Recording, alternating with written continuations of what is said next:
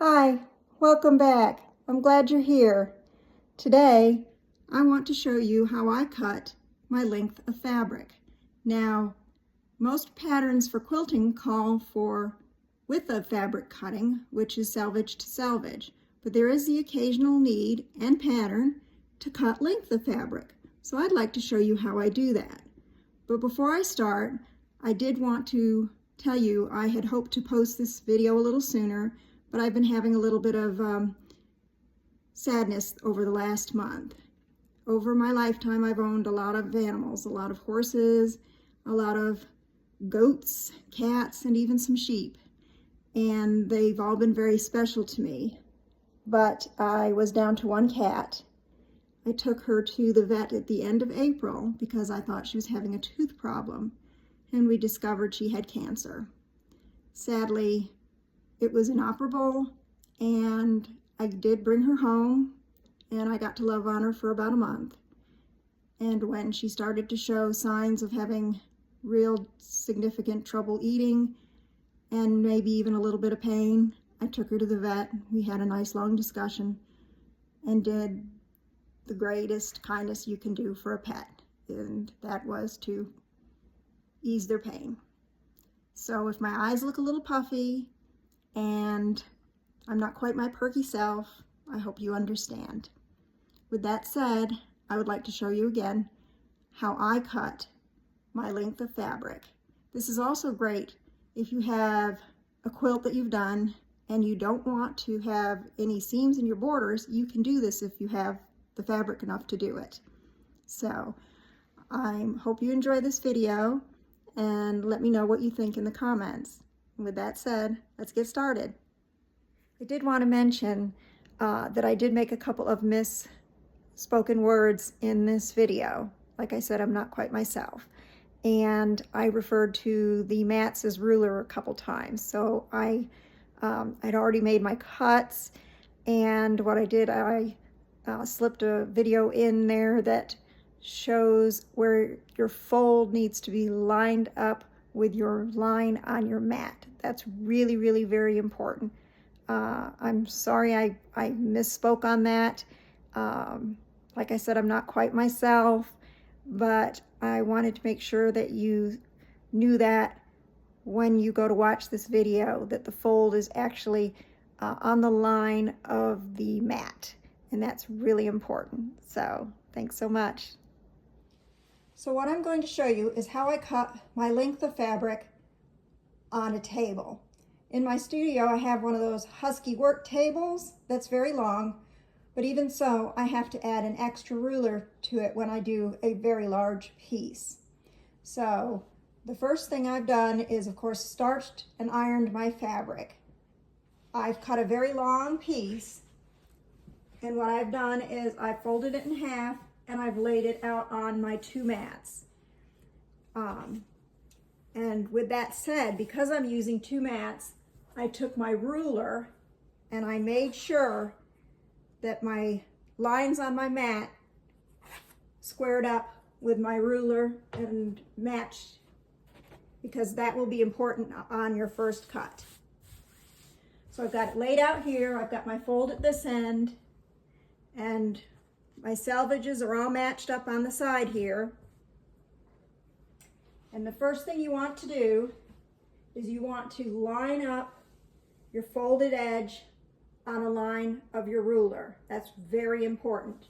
If you do not do that, you're going to end up with a big piece with a V in the middle. So that's important.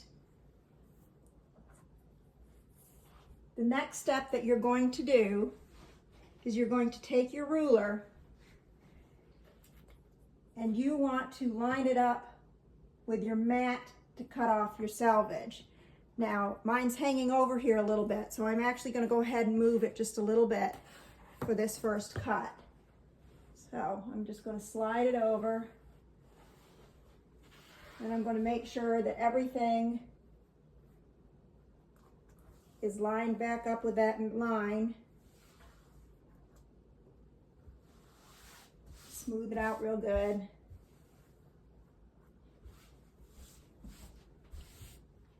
And then you want to take and you want to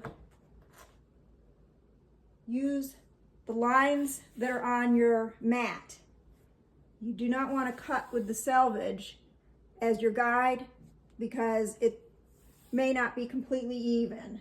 So what you want to do is line up your ruler on your mat, and that's why it's important that I had these meet. And you want to make sure you have a really good sharp rotary blade for this one. So I've got my ruler lined up with my mat, and I'm making sure that I'm going to take enough selvage off. I actually think I'm going to go over a little bit more. Now on this piece, it's just shy of 100 inches long, folded in half. I cut a little bit larger than what I needed for my project so that I have some wiggle room. I can always cut it down afterwards, but I like to be able to have something to work with.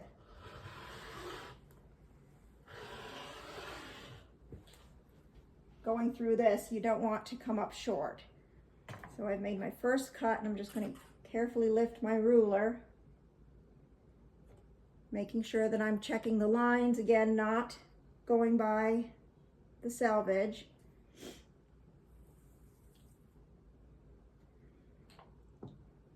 And if you haven't noticed, I'm ambidextrous, which kind of makes it a little bit easier for this project for me. I did not realize that not everyone could cut with both hands till I was at a retreat and someone pointed it out to me.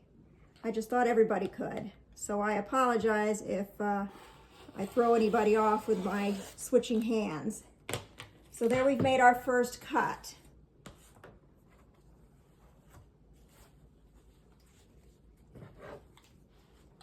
Sometimes you have a little bit of a catch at where the rulers meet, so you want to be careful not to pull too hard. Make sure you get it off before you move your fabric. So now we have our nice fresh cut, and then the next cut that I'll make will be for my borders.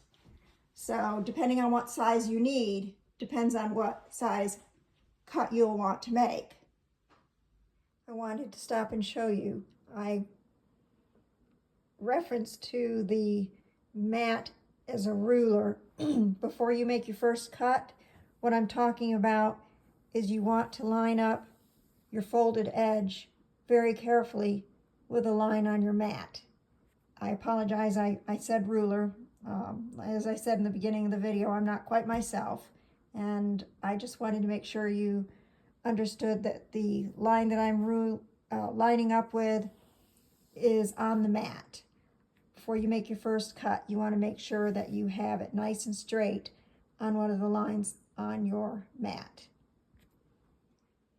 So now I'm going to make my first border cut, and I have placed the ruler lining up this time with the fabric and on the measurement that I need for my border width. I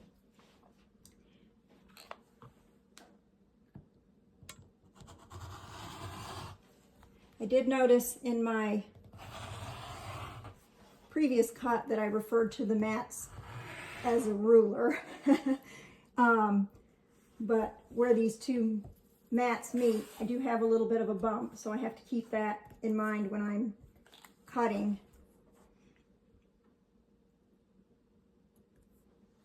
And this time, like I said, I'm lining up with the fabric and counting off of my ruler. I'm not counting off of the mat anymore. It's still lined up, but I'm now counting off the ruler.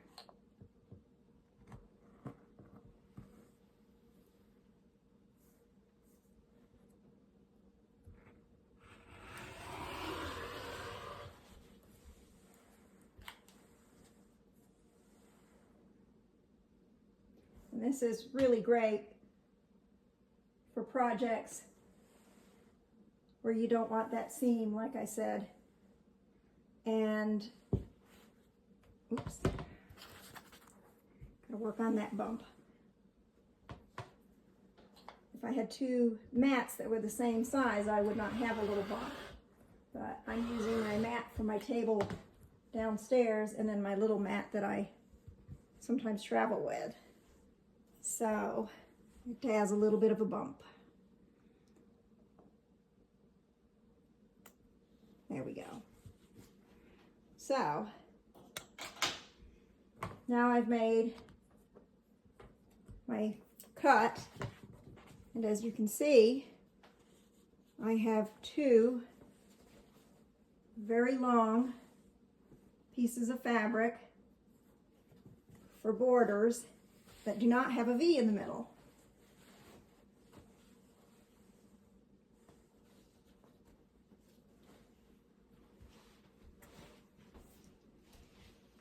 I hope you found that helpful. I know I enjoy being able to do this, and not everyone has a large studio table, and you can easily do this with more than one mat, just being careful when you line them up. So that is how I cut my length of fabric pieces. I hope you've learned something from this. I've enjoyed sharing it with you. If you have any questions, be sure to put it in the comments section and I'll do my best to answer them. And if you've enjoyed this video, please give it a thumbs up. And if you're not a subscriber, I'd love to have you join me. In fact, I just hit 400 subscribers, so thank you so much. That really means a lot to me. And I'm going to continue to work on this length of fabric project. I've got a couple more cuts to make, but I am working on some other videos.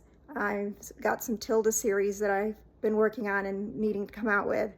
And like I said, the last month's been a little difficult, so I'm a little bit behind on things, but I hope that you've enjoyed this and learned something from it.